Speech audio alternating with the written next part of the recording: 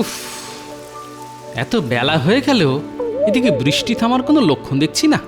কি যে করি। এই বৃষ্টিতে আজও তোমার রাজসভায় যেতে দেরি হয়ে যাবে গো। দেরি সে তো রোজই হয়। আগে দেখো রাজসভায় যেতে পারি কিনা। যা বৃষ্টি হচ্ছে, এই বৃষ্টিতে যেতে গেলে যে পুরো ভিজে যাব, আর ভিজে গেলেই অসুখে পড়বো। তখন এই তোমাকে এই আমার সেবা করতে হবে বলে দিলাম। মরণ, সে তো আমার রোজই তোমার সেবা করতে হয় গো। রোজ রান্না করো, ধুতি কেচে দাও, এগুলো কি সেবা নয়? যত সব। আমি বলছি বৃষ্টি ধরলে তবে যাবে। বৃষ্টি থামবে বলে মনে হয় না। না, আমার আজ রাজসভায় যাওয়াও হবে না। এত কামাই করলে না, এবার তোমার চাকরি যাবে। তোমার আর কি, যত সমস্যা তো আমার। কি হলো গো? বাড়ি ভেঙে গেল গো। হায় হায় হায় হায়। আহ গিন্নি, একটু চুপ করো দেখিনি, দেখি ভালো করে কি হলো।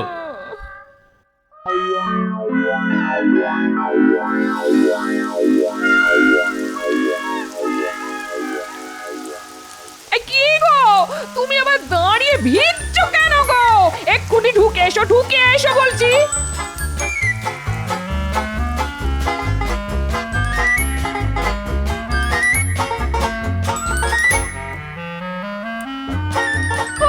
অনেক হয়েছে ওই মাথা মোছা। ওই কখানি চুল, তাতে অত মুছলে সেগুলো যাবে। বলি এবার কি করবে?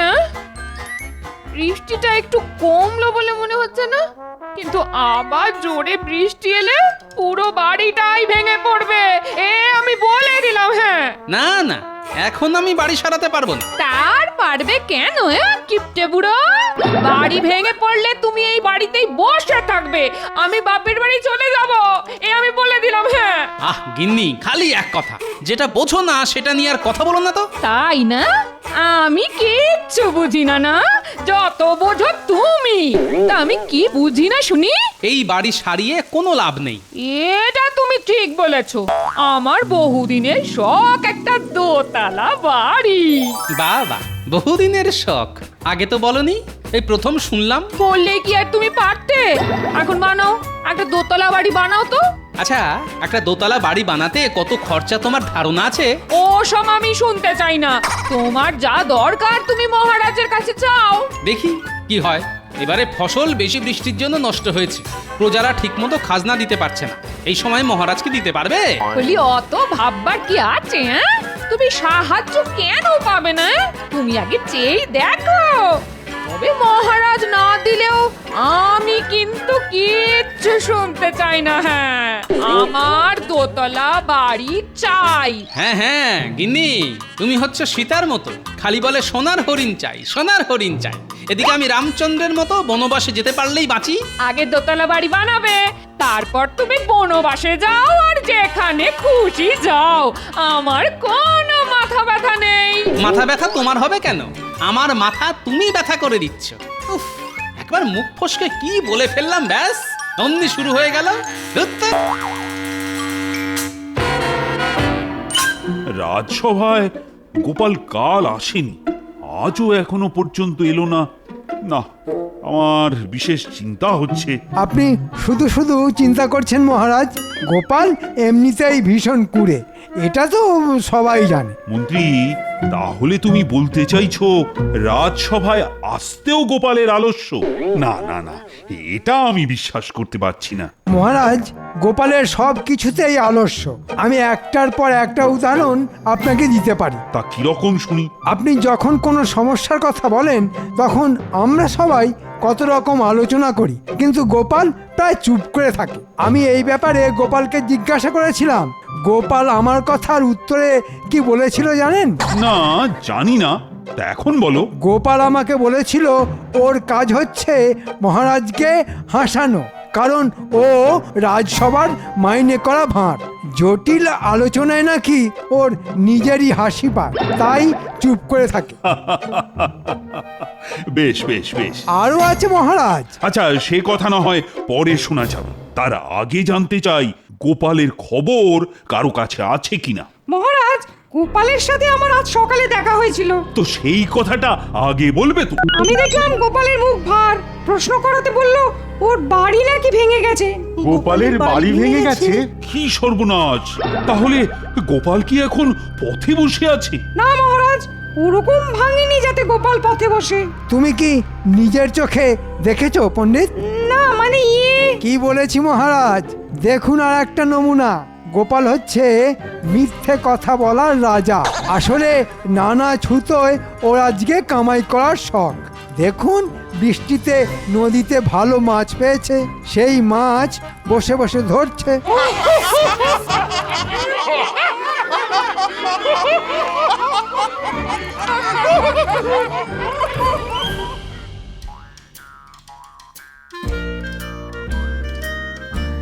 না, আজকে দেরি হয়ে গেল। মহারাজের থেকে ঠিক কতটা সাহায্য চাইবো সেই হিসাব নিকাশ করতেই বেলা হয়ে গেল। সাবধানের মার নেই মহারাজ, দেখবেন গোপাল এসেই ওর বাড়ি ভাঙার কথা বলে সাহায্য চাইবে। আহা, আগে গোপালকে আসতে দাও। তবে মহারাজ, গোপালের কুষ্ঠিতে কিন্তু আমি বাড়ি ভাঙার লক্ষণ দেখতে পাচ্ছি। আমার মনে হয় কথাটা মিথ্যে নয়, তবে এও দেখতে পাচ্ছি গোপালের কুষ্ঠিতে। আপনি বরং মহারাজের কুষ্টি নিয়ে ভাবলে আমাদের এই কৃষ্ণনগরের উন্নতি হয়। মন্ত্রী, এসেছে, গোপাল এসেছে। এই তো গোপাল। নিজের জায়গায় বসো গোপাল। মহারাজ, একটা কথা বলি। বলো কবি, বলো। গোপাল কি ভুলে গেছে হাসাতে, নাকি তার মন পড়ে আছে ভাঙা বাসাতে? বাহ মহারাজ, একদিক থেকে ভালোই হলো, আমাকে আর কষ্টের কথা কষ্ট করে বলতে হলো না। গোপাল, তোমার বাড়ি ভেঙে গেল কি করে? পুরনো হলে যা হয় আর কি, অনেকদিন সারানো হয়নি, এত বৃষ্টি। বুঝলাম গোপাল, তোমার একটু এখন কঠিন সময় যাচ্ছে। তা তোমার বাড়ির সবাই ঠিক আছে তো? হ্যাঁ মহারাজ, কিন্তু মহারাজের কাছে আমার একটা আর্জি ছিল। বলে ফেলো গোপাল। ভাবছি এবার একটা পাকা দোতলা বাড়ি না হলেই নয়। হ্যাঁ, সে তো ঠিকই, নইলে আবার ঝড় চলে বিপদ হবে। মহারাজ, আমার কাছে একটা দোতলা বাড়ি বানাবার মতো অর্থ নেই, তাই যদি আপনি কিছু সাহায্য করেন তাহলে এই মরশুমে আমার বাড়িটা হয়ে যায়। কি সর্বনাশ! গোপাল, তোমার হলো কি? তুমি মহারাজের কাছে সাহায্য চাইছো সামান্য একটা বাড়ির জন্যে? মন্ত্রী মশাই, একটা বাড়ি কখনো সামান্য হতে পারে কি? নিশ্চয় গোপাল, যেখানে রাজ্যের প্রজারা ঠিকমতো খেতে পাচ্ছে না কারণ ফসল নষ্ট হয়েছে, সেখানে তোমার বাড়ির জন্যে মহারাজ কি সাহায্য করতে পারেন? গোপাল একটা দরকারি চেয়েছে, আর এটুকু সাহায্য আমরা রাজকোষ থেকে তো করতেই পারি। না মহারাজ, রাজকোষের অবস্থা খুব খারাপ। আমি খাজাঞ্চিকে এক্ষুনি ডেকে আনছি, যদি আপনি অনুমতি করেন। ঠিক আছে, ঠিক আছে মন্ত্রী, তুমি খাজাঞ্চিকে ডেকে পাঠাও। মহারাজ, খাজাঞ্চি নেই, ওকে বাইরে থেকে আমি ডেকে আনছি।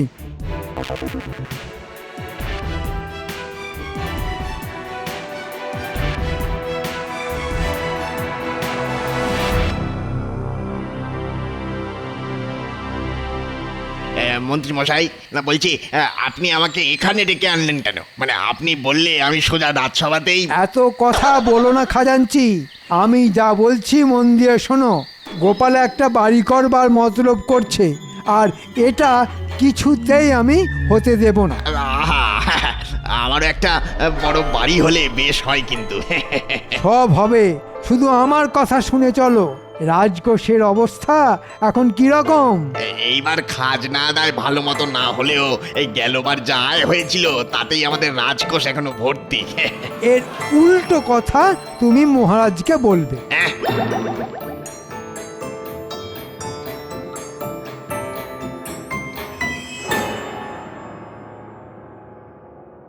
মন্ত্রী, তোমার অনেক দেরি হলো যে। মহারাজ, আমি খাজাঞ্চিকে খুঁজেই পাচ্ছিলাম না। খাজাঞ্চি ওর বাড়িতে ছিল না।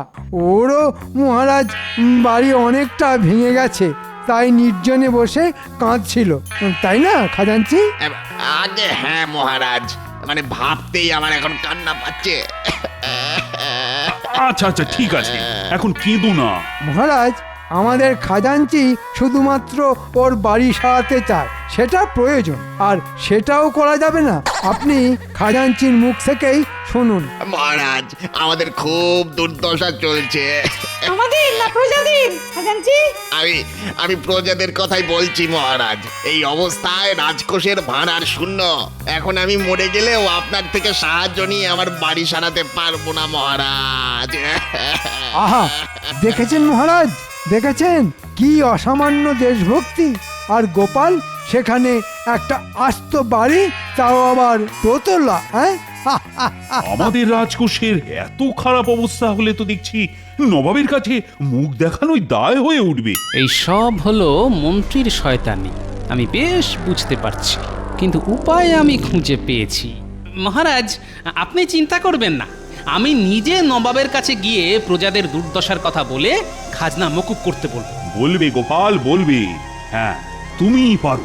নবাব তোমাকে পছন্দ করেন বলেই তো আমি জানি। কিন্তু গোপাল, তুমি নিশ্চয়ই বুঝতে পারছো যে প্রজাতির এই অবস্থা আর রাজকোষের এই অবস্থা, সেখানে তোমার পাকা দোতলা বাড়ির জন্য অর্থ সাহায্য করা মানে এই মুহূর্তে সম্ভব হচ্ছে না। আমি বুঝতে পেরেছি মহারাজ, আপনি নিশ্চিন্তে থাকুন, এখন আপনার সাহায্য করার প্রয়োজন নেই। এই বিলাসিতা যে এখন করা উচিত হবে না, এটা গোপাল তুমি বুঝতে পেরেছো, এটাই যথেষ্ট। আগে হ্যাঁ মন্ত্রী মশাই, আমি সবটাই বুঝতে পেরেছি।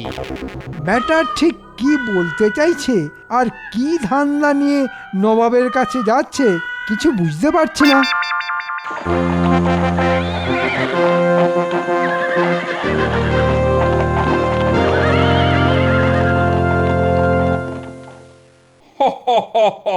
গোপাল, তোমাদের রাজা কৃষ্ণচন্দ্রের এমন অবস্থা যে তোমার একটা বাড়ি করার জন্য সাহায্য করতে পারছে না। আগে নবাব বাহাদুর, কি বলবো, আপনি নিশ্চয়ই জানেন কৃষ্ণনগরে কি পরিমাণ বৃষ্টি হয়েছে, প্রায় বন্যার অবস্থা। নদীর পাড়ে অনেকের বাড়ি ধসে তলিয়ে গেছে। দুদিন পরে আমার এই মাটির বাড়িও নদীর বুকে তলিয়ে যাবে, তাই বাড়িটা করা খুব প্রয়োজন। গোপাল, তোমাকে তো আমি বহুদিন আগেই আমার দরবারে চেয়েছিলাম। তোমার মতন একজন রসিক লোকের আমার খুব প্রয়োজন। তুমি আর তোমার গিন্নি এই মুর্শিদাবাদে এসে থাকতে পারো। আগে তা হয় না নবাব বাহাদুর, কৃষ্ণনগরের সঙ্গে আমার আত্মার টান, আমার সবকিছু তো ওখানেই কিনা। আর তুমি কি না মুর্শিদাবাদে এসেছো নবাবের কাছে বাড়ি তৈরির সাহায্য প্রার্থনা নিয়ে? আমি অনেক আশা নিয়েই এসেছি নবাব বাহাদুর। তোমাকে সাহায্য আমি করতেই পারি, কিন্তু কেন করব সেটাই হলো আসল কথা। ঠিক বলেছেন হুজুর, আসল কথা হলো আমরা কেন সাহায্য করব? তোমাকে দিয়ে আমাদের কোনো উপকার কবে হয়েছে বলো? নবাব বাহাদুর, আপনি যা কিছু করবেন সেটা আমাকে ভালোবেসেই করবেন, এটাই আমার আশা। আমি জানি আপনি আমাকে নিরাশ করবেন না। বেশ, আপনার কাছে আরেকটি আর্জি আছে। আবার কি? আপনি নিশ্চয়ই বুঝতে পারছেন কৃষ্ণনগর এখন খাজনা দেবার জায়গায় নেই। বাহ, খাজনা মুকুব করতে হবে, তোমার বাড়ি করতে হবে, আর কত কি চাই তোমাদের? নবাব বাহাদুর, চাওয়ার কি কোনো শেষ আছে? তবে অন্য উপায় দেখি না যে। ঠিক আছে, ঠিক আছে, খাজনা মুকুব। আমি খবর পেয়েছি এইবার সত্যিই ফসল নষ্ট হয়েছে। একই সাথে আমার বাড়িও নষ্ট হয়েছে। তোমার একটা দোতলা বাড়ি চাই, কিন্তু গোপাল, তোমার তো বয়স হয়েছে, দোতলা বাড়ি নিয়ে কি করবে? সিঁড়ি ভেঙে উঠতে নামতে হাঁপ ধরে যাবে। আমারই হয়, আর তোমার বয়সের তো কোনো ঠিক ঠিকানা নেই। না নবাব বাহাদুর, আমার দোতলা বাড়ি চাই, সেই জন্যই আমি এত দূর চলে এসেছি। এমনি এমনি তো হবে না গোপাল, তোমার একটু বুদ্ধি খরচা করতে হবে। আমি দেখতে চাই তোমার বুদ্ধির ধার এখনো আছে নাকি সেখানে মরচে পড়েছে। যদি মরচে পড়তে দেখি তাহলে বুঝবো তুমি সত্যিকারের বুড়ো হয়েছো। কিন্তু কোনো কিছু নয় গোপাল, কোনো কিছু নয়। সত্যিকারের বুড়ো হলে তোমার আর দোতলা বাড়ি হবে না। তা নবাব সাহেব, আমাকে কি করতে হবে? তুমি যদি সিঁড়ি বা মই ছাড়া আমার দোতলা মহলের একেবারে ওপরে উঠতে পারো, তবেই একমাত্র তুমি তোমার বাড়ি করার জন্য সাহায্য পাবে। তুমি করে দেখাও, আর কোনো কথা নয়। বেশ, তাই হবে। আমি সিঁড়ি বা মই ছাড়া আপনার দোতলা মহলে উঠে যাব। এ কি, তোমার কি পাখির মতো ডানা গজাবে নাকি? আপনি প্রস্তুত থাকুন নবাব সাহেব, ওই দোতলা মহল থেকে আপনি আমার গলার স্বর খুব শিগগিরই শুনতে পাবেন। বেশ, আমি তোমার গলার স্বর শোনার অপেক্ষায় রইলাম।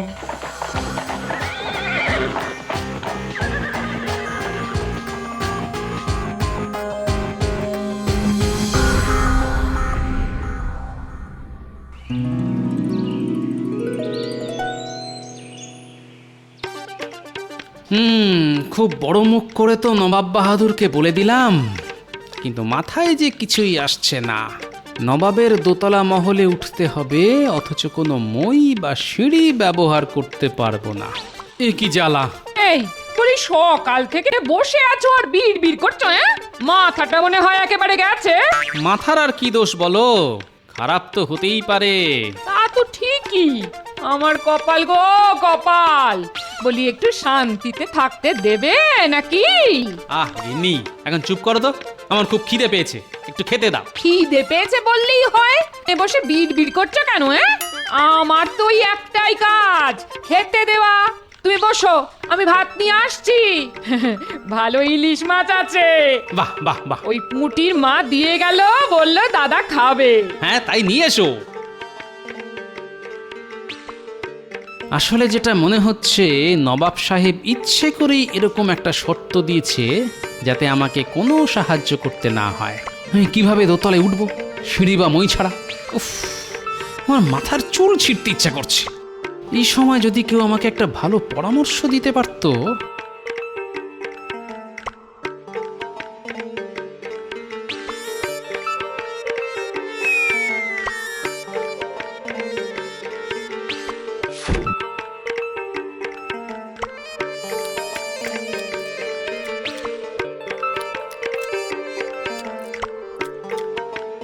আরো একটা মাছ দাও দেখি, আর কয়েক হাতা ভাত দাও। বাবা, লোকের মুখে শুনি বয়সকালে খাওয়া কমে যায়, এর দেখি উল্টো। যতদিন যাচ্ছে তত খাওয়া বাড়ছে, বেড়েই যাচ্ছে। খেতে হবে না, কত চিন্তা আর পরিশ্রম বলো তো আমার। পরিশ্রম করলেই আমার খিদে বেড়ে যায়, বুঝলে? কি ছাইপাঁশ বসে বসে চিন্তা করছো আর বলছো কিনা পরিশ্রম করছো? তোমার কোনো কাজ নেই, সারাদিন ঝুড়ি ঝুড়ি খাও আর হাতির মতো ভুঁড়ি বাড়াও। কি বললে গিন্নি? হাতি? বাহ গিন্নি, তোমার জবাব নেই। আমলো যা, হাতির কথা শুনে এত আনন্দ হলো কেন? ভীমরতি একেই বলে। ওর নাম কি মাহুত? নাম ওর চঞ্চল, কিন্তু কিন্তু ও খুব শান্ত হাতি, যা বলি তাই শোনে। বাহ, তাহলে তো বেশ। এই শোনো, মুর্শিদাবাদ যেতে হবে, বুঝলে? অনেকটা দূরের পথ। তা তোমার চঞ্চল শান্ত থাকবে তো? আগে উপযুক্ত পারিশ্রমিক পেলে চঞ্চল শান্ত থাকবেই। হ্যাঁ হ্যাঁ, বুঝেছি বুঝেছি। আগে চলো, ঠিক মতো থাকলে পারিশ্রমিক নিয়ে চিন্তা করতে হবে না। আজ্ঞে হুজুর, যথা আজ্ঞা।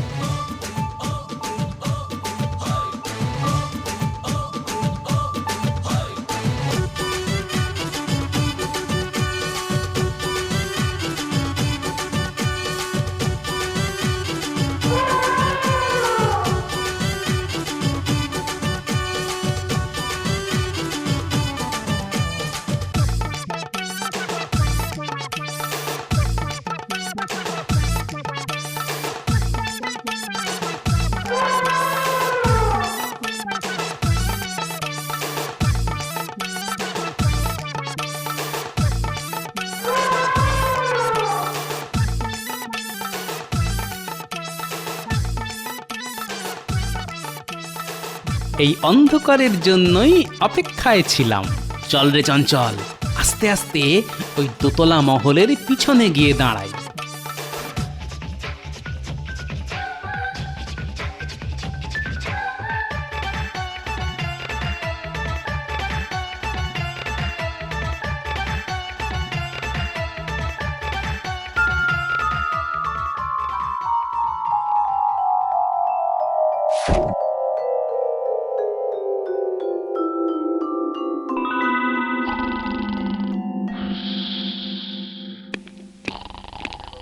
সুপ্রভাত নবাব বাহাদুর।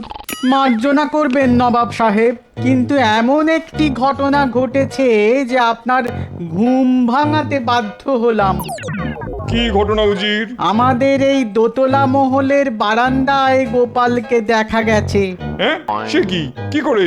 সিঁড়ির সামনে তো প্রহরী, তোমরা কি ঠিক দেখেছো? আমি নিজের চোখে দেখিনি, তবে গোপাল যদি উঠেও থাকে কোনো সিঁড়ি বা মই ছাড়া উঠেছে। কি করে সম্ভব?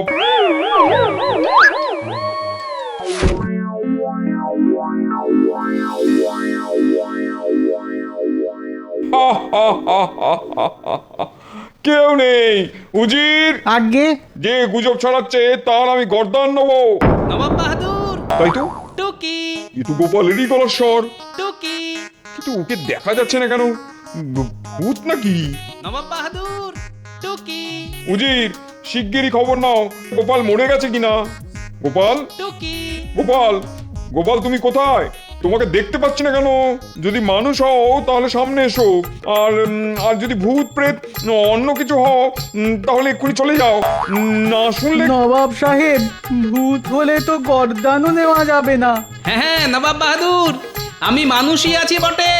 তুমি উঠলে কি করে? চঞ্চল,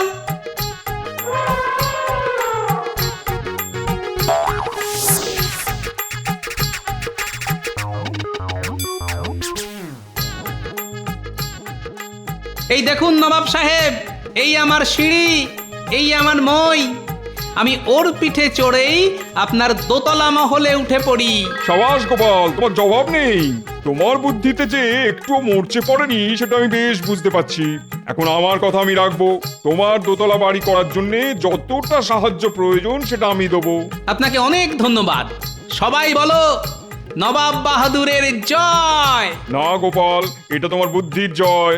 জয় গোপালের জয়, জয় গোপালের জয়।